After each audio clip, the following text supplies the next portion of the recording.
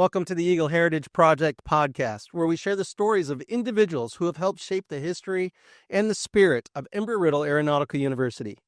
Today, I'm truly honored to welcome Miss Marie Rohlfs, longtime administrative assistant for Detachment 157 here at the Air Force ROTC Detachment on campus in Daytona Beach. Miss Marie has celebrated over 49 years currently working here at Embry-Riddle. When we think about it, I believe, as we talked, over 9 U.S. presidents from the time she's been here since Carter. As we go forward, I believe 7 Embry-Riddle presidents. But Miss Marie, whenever you talk to anyone out there who's gone through Det 157 and those who started and maybe didn't finish, everyone has love for Miss Marie. She has been the manager, the mentor, and the mother of Detachment 157 since did you say 76? That's when I started. Very good. Hey, everybody, I'd like you to meet Miss Marie Rohlfs. Marie, how are you today? I'm a little nervous, but I'm here. Okay, Miss Marie is nervous. Why are we nervous? Well, she's nervous because that many presidents, that many stories, that many experiences. The difference between then and now, which is one of the things I want to talk to you about. So let's just go straight to maybe one of the questions. How did you get this job here at Embry-Riddle? You know, the word I am blessed. I am blessed that we moved down here. My husband, who was a little older than me, sold a business. We had 2 young girls. We decided to come to Florida and not wait up in Michigan until we retired. We decided to come down now. He knew Daytona Beach because of the races. We came here, and I eventually interviewed for a job. And when I interviewed, it was in a Quonset hut, which I think I've been told these Quonset huts were here after World War II. They left them. So I interviewed, and it was on the road to the airport terminal, this Quonset hut. I went there and filled out the application, and I believe it wasn't called HR back then, but I think personnel or something, and I remember her name, Julia Futch. Okay. And my only interview here at Embry-Riddle was with Colonel John Maddox, who was the commander of Air Force ROTC, and that's how I started. I had no idea. I'm not prior military. I'd never worked in a university setting. I'd worked for lawyers, and but who would ever thought? Who would ever thought, Bill? I had no idea that I would stay here this long. Of course. And I'm sure when people look at it and go, wow, what a great hire. And at the time, I mean, can I even ask you, do you remember what that starting salary was? Because No. the average income back then, family income was less than $26,000. I was going to say it was just over maybe 20, maybe 18,000. Maybe 18,000. What a great investment back then for someone who's still here today. I'm not going to talk about it on today's side, but when you look at it, and your husband, Bill. Yes. I mean, all of a sudden, you were a young administrative assistant working for people around all of the cadets. He's supportive as well. He supported you through all of this. He did. And back then we were young. And when the cadets had a get together or a party, we, the staff, and would go to these parties, and Bill would always come with me. So we're talking parties back as we look at it. Be ready for this, Miss Marie. So we're talking, we're in the 80s. You're on campus because the Spruance Hall was not there at the time across the street, correct? So when I started, we were in a large double-wide trailer. 2 double-wide trailers sat in front of the airport terminal. We were not on campus. ROTC, Air Force, was in one, and facilities was in the one next door to us. So we weren't on campus at that time. When did you move to campus? Do you remember? Probably within 2 or 3 years after I started. And then we had a metal building, which was beside Doolittle Hall, which is still there. Yes, one of the only still buildings. So, So there you are. So then when you move to campus, obviously, these cadet parties, mhm. is it true that Budweiser would bring 2 kegs of beer to the detachment at those days? Number one, the drinking age was 18 when I Got to started. protect ourselves. And we had a Air Force officer who went to Anheuser-Busch and said, would you donate? And they said, sure. 2 kegs of beer a month. And so out in back of our building, we'd have a Friday night barbecue. Yes, the cadets today they can't believe that we really. Yep. And there's the difference in times. You can go Yes. through the yearbooks at any point in time and realize, can't do that today. Mm-mm. And that's No. part of the difference. Right. And I think things have changed for the better. Yes. We don't do that anymore. Absolutely. We don't drink and drive. So, Well, and then there's some folks, very influential people that you've worked with. I mean, when we start to think about how many commanders have you worked for? I think I'm on number 18. Okay. So that is, they stay about 3 years, a couple of them 4 years. But I've had some great, and when I say commanders, they're my boss. They're our department chair for Air Force. And I've had great ones. And recently, the best ones that have kept me here. Sure. So, and what you're saying is, if times were tough at any of these points, especially after 50 years, it would have been easy to say, we're out of here. I'm positioned to leave quickly, right? Yeah, I've seen your office. It would take a couple of days to take away the trophies and the awards and everything else. Right. Well, and when you start to look at that and the commanders, but then what about the cadets? Look at where some of our cadets have ended up. Anything you want to share on that? No, as I hear of general officers, I think back as to when they were a cadet. I can name one who's a major general was Deanna Burt. And when I look back and think of her, I could see it in her that she could grow to be that high ranking. There's a couple other ones that had good times when they were here in college, and I never would have saw them progressing that high. We won't name them at No. a particular point in time, but I think one of the things that kept you here or keeps you here 50 plus, going on 50 years, and I see the same thing. The cadets motivate us. Oh, yes. When we see their leadership, and we've seen them in good times, Yes. we've seen it in bad times, Yes. And especially when tragedy hits. Yes. Our cadets are incredible. They are. And They I want are. to share on that.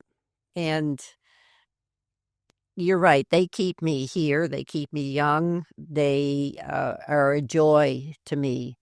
They treat me so well. And yes, I am the mom away from home, and I try to be that. You're the constant. I mean, when you think about it, the continuity binder. So for those out there, continuity binders are in all detachments, and it's part of how do we make sure traditions continue to move forward. But you are the living continuity binder of the detachment. And you've also received numerous high-level awards at national levels too, haven't you? I know Through the that- Air Force, Yes. the ROTC. Yes. Absolutely. Even one in the last few years. So, which is incredible when you think about it. It's just a testament to how you support the new commanding staff coming in, how you support everybody, making sure that everything is working. Let's talk Right. about When you talk about that, I tell my bosses, you don't have to put me in for any awards. I don't need any awards. And I think back about one of the awards I got years ago, and I can't even tell you exactly what it was, but it was through the headquarters, Air Force ROTC. And at that time, good friend to our detachment was General Bill Spruance. And he came and he took me to lunch. And we had a real nice lunch. And there were several people there at lunch, and everyone tried to pay. And General Spruance said, no, this is on me. So, well, I thoroughly enjoyed him. I miss him. Absolutely. Matter of fact, I was going to ask you about General Spruance. I mean, he's so supportive of Air Force, so supportive of what he's done. He would always do his survival talks every year to the cadets. And he supported not only this detachment, but Detachment 028 in Prescott. And obviously Spruance Hall is named after him. That's right. Which is very, very good. Talking about these time periods, there's been some real challenges on a national level. Like you were around during 9/11. Anything you'd want to share about that? Well, our cadets of today weren't even born for 9/11, so we do talk about it every now and then. But we were in a building where I was right in the lobby when they walked in, and I had a couch in front of my desk, and we heard about 9/11 because you got to remember then we didn't have the internet. Yep. And we had an old TV in our building, and we ran out and bought rabbit ears so we could get better reception. The only TV on campus that I knew of at that time was in what we called the University Center back then, and so that we could watch what was going on. And I had one female cadet whose father worked in the Pentagon, and she came in and she laid on that couch and just started sobbing and crying because she didn't know. We didn't have cell phones back then. Right.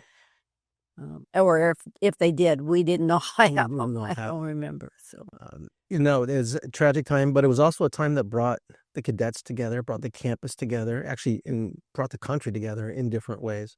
I do have to make an explanation on this one. Rabbit ears, for those of you who are not aware, sorry, were two antennas that stuck out at an angle to help collect the frequency of the broadcast system of the television. Much different than cable today and wireless. So thank you, Bill. So I didn't want people going, rabbit ears. Did they go catch those out there to put them on the TV? So then we look at this, and as we look to now, we have Space Force. Yeah. Who would have ever thought? I mean, the changes, Air Force to Space Force. And what do you see most of our cadets when they come in? Each group comes in, each group is different, but what is something that's common about all of them when they saw? I mean, this year's group was 700 strong trying to join. What is something that's this is common with, especially those who finish out in commission? Well, they come in so excited. I mean, they know what they want in life, and they a lot of times have had it where high school came easy to them. And they come in and start talking, about, when I get done here with my 4-year degree, I want to get my master's, and I want to do this, and then I'm going to do that. And then it's like, slow down. Let's put one foot in front of the other. And but they're just a bright light, most all of them. They just are so eager. And I think when you come here to Embry-Riddle, you know what you want to do with your life. This is a conscious decision to come. And so many of them come from so far away, but this is what they want. They want Embry-Riddle and what it can help them in their careers. And sometimes you're there for when the drop date hits and they get their pilot slot that they've been after. Isn't that the best? It is. It's awesome when we see it as something everybody should see. Yes. But then there's also the ones who didn't get exactly what they wanted, and you've probably helped them as well. But even the ones who didn't get what they want are still excited for their friends who got what they want. And they never show, that they might not be happy. And then again, they know that they can maybe work and change what job they got, but they're happy for their friends. Man. Well, what they see, and I think part of this is the command staff and the leadership that they get, is they're in a group that's how many flights and up to 600 strong.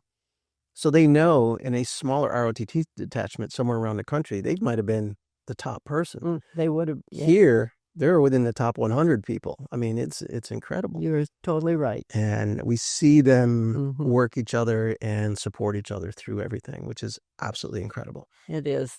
They they leave here best of friends. I'm always amazed when I see pictures on Facebook of weddings that cadets are getting married, and all the other cadets who fly to be there at that wedding. They remain friends.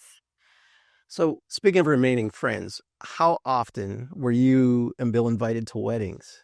Quite often, quite often, especially here. If they were in Daytona Beach, I tried to go. I mean, that's one of those things where, do we have the budget to continue to go to all the, can we keep doing all this? Well, and even in today's world, how often do you just get out of the blue? Miss Marie, how are you? I got your email. It happens, doesn't it? It Or does. the phone calls or the drop-ins. And it amazes me to this day that sometimes someone will walk in, and sometimes I will try to advance, hey, by the way, someone's coming. Yeah. Thank you. But you still remember these folks. I brought up what the name last week during homecoming, and you went, "Oh, I remember her," and that's a gift. Yes, I'm lucky that I can remember faces, and generally, if you tell me a last name, I can remember their first name. I can never tell you when they graduated. The years just, but I can remember them. And yes, you brought in a female. And then just recently, I had a former cadet come in who was here. He's stationed overseas, and he brought me a little flower bouquet and a little thank you card. And Bill never got jealous. He was happy because then he didn't have to do all this. I said they treat me better than you. They bring me chocolates. Isn't chocolate one of your favorites? Yeah. Okay. And flowers, so that always works. Now, I have my wall Yes. for them to sign. So I had a commander, Alan Dayton, who, when he was in ROTC, they had a wall that they all would sign when they commissioned, and he wanted that. So we got that wall painted and ready for all of our commissionees, our graduates, to sign. And I said, well, I'd like an area on the wall so that alumni, when they come back, can sign the wall as well. And I have much more signatures than that side, the other side. And I would say, I mean, we want ultimately at this point in time close to probably just under 2,500 signatures. Let's just say 25, might be 2,200 signatures should be on that wall, give or take.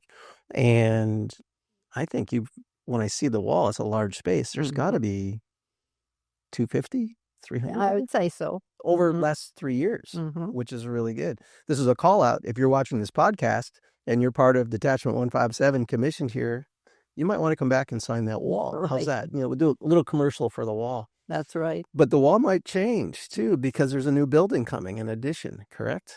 And we got the plans for a new building. The school has shared with us and shared that they plan on doing a groundbreaking ceremony next May. And so everybody out there, that's May 2026. Yes. For the groundbreaking, because that will handle the Air Force, Army, Navy, Marine, Space Force, all that group. So they'll have it. Air Force will have its building. That wall will be preserved that we have. So the signature somehow. Right. And there's another component we're talking about, which is the fallen eagle side. So those that we've lost in service, all Embry-Riddle alumni lost in service, whether in the Air Force, Army, Navy, Marines, Coast Guard, in service to our country. So that is another one that we're still working on. That started with a cadet 5 or 6 years ago. David Bricky, I think. That's exactly who it was. And he took it all upon himself. He knew that Embry-Riddle needed to have a memorial. Yep. And no one told him to do this. Just out of the blue, he came up with all of these drawings and he even reached out to a company here in town that had gotten a quote on what it would cost. Yep. And they were giving us a really good deal, but COVID hit COVID hit. and changed some of that. But now with the new building, and now there are discussions about how do we incorporate this in, which would be very, very good. Now, as we look at, that's 50 years, you've had so many different commanders. Mm-hmm. You don't have to say names, but is there anything in here? Is there a constant with each commander, or how do I adjust? Because each one is a different relationship. There is no constant. Each one is different. And, that's the one thing I can pat myself on the back about is as they come in and we talk, they talk to me and I figure them out.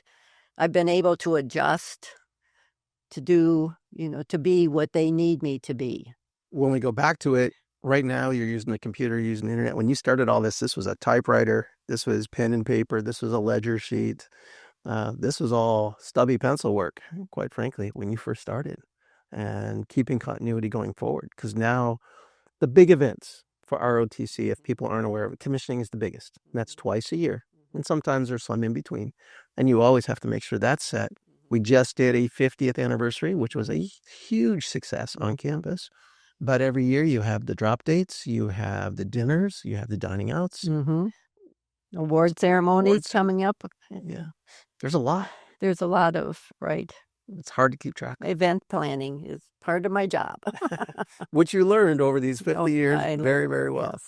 So as we start to close on this, a couple things. One, not too many years ago, when the alumni Soaring Eagles, it's now the Soaring Eagles, but the Alumni Association started, we give Colonel Chuck Graff credit for that, retired Colonel Chuck Graff, but he started the alumni side, and they do the ACE program, and we have so many things out there, but also that was one of the things that helped kick off something that you also feel was important for some of the cadets who were struggling, the Miss Marie Emergency Assistance Fund.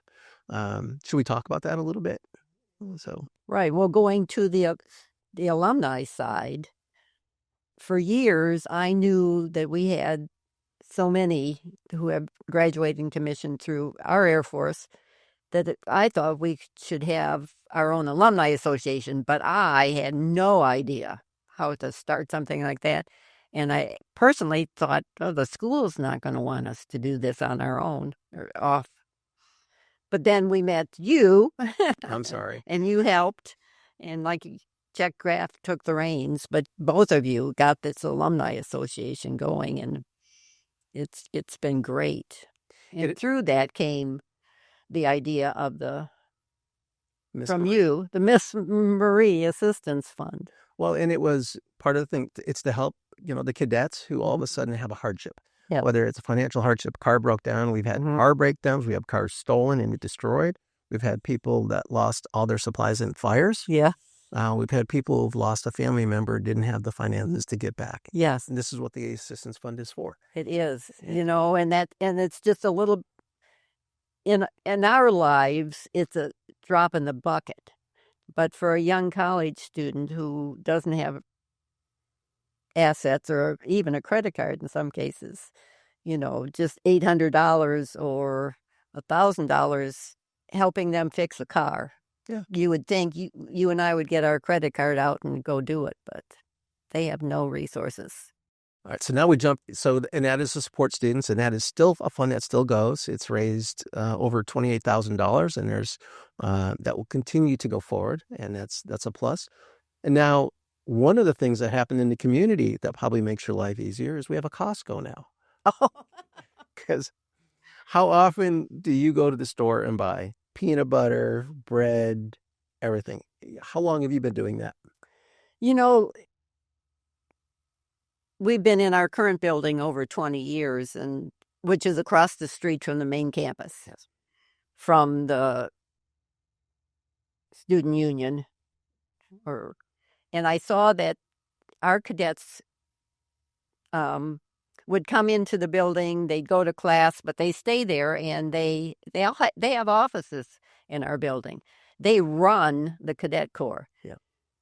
But then they'd have to leave and go to McDonald's or something because they were hungry. So I said, well, there's no reason why we can't at least have cereal and milk and peanut butter and jelly. And that's how it all started. That's what we had to begin with. And now as I sit here, I'm thinking, oh my God, I just put the crock pot on with pasta. I always try to do pasta once a week. And So are you telling me we have to cut this? yes, I'm just go turn off. realizing that the pasta is probably all dried out. So, but anyway, we try now. We always have food available to them in the student lounge. And I try to have a crock pot with something made, whether it be hot dogs in it or pasta, or we're starting to do tacos now, just so they have something that they can run in and get. And every morning before class, you see them in there with trying to get, have their waffle or their cereal and milk. So this was never in your job description to do. No, but my girls were young when I started this job, and then they grew up somehow. They, biggest benefit Embry-Riddle has given me is 2 college educations for my girls. So they're through college. So then, my job switched to be like, well, I can be the mom to all these cadets. And so, and you get older, your finances become better. Strong. So I could have, divert some money over to them, which I love doing. Absolutely. Absolutely. Well, so that's a call out too to anyone out there. If you're hungry, go over to Dat 157, especially on Thursdays, which is today. There might be something in the crock pot for you. So as we go from there, Miss Marie, we're about to close up on today. Is there anything else you'd like to share or talk about? I mean, this has been a legacy. It's been a legacy for you. It's been a legacy for Embry-Riddle. Not a whole lot of folks can be in one place for 50 years. But also what you're doing has changed so much, but you've kept a constant. You've kept it going in so many different ways with so many different, I'll say, mediums and vehicles to work with. But is there anything you would also like to share on this 50 years about the cadets, about the commanders? Somebody was watching over me. I've been blessed to be able to have this job, and I never would have thought I was going to stay in it this long. Embry-Riddle's been great to me. It's been a great place to work. And like I just said, both my daughters have Embry-Riddle degrees now because of that benefit. Oh my gosh. And I've been able to stay also because of the staff that rotates in and out every 3 years. Great Air Force officers and enlisted. And yeah. Well, Miss Marie Rohlfs, Dat 157, Air Force, Space Force, mother, mentor, manager, thank you for the years that you've committed. Thank you for sharing some time with me today. Thank you for trusting me on this podcast interview. And for those of you out there, never hesitate to reach back to Miss Marie if you want to say hello. Never hesitate to reach back out to Embry-Riddle. Thank you for joining us on this podcast. And again, thank you for seeing the Embry-Riddle Eagle Heritage Project podcast, where we try to highlight those who've really made a difference, not only in the university, but made a difference around the world, around the country. And we can say, without question, the influence of Miss Marie is global. Actually, it's into space now, so it's universal. So Miss Marie, thank you so much for all you've done. Thank you.